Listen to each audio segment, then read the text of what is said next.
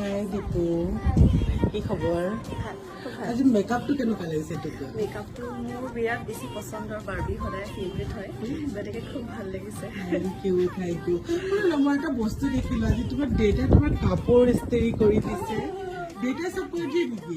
গোটেই কাপোৰবোৰ দেউতাই ইস্ত্ৰি কৰি দিয়ে, মায়ে জাপি পেলাই ইস্ত্ৰি কৰি দিয়ে।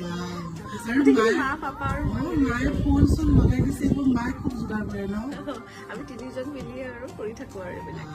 সেইটোৱে ভাল, তোমাৰ ঘৰখনে চবে চাপৰ্ট কৰে আৰু ঘৰটো নাৰাখে বেলেগকে। তুমি খুব ধুনীয়া লাগিছে কাপোৰৰ সৈতে।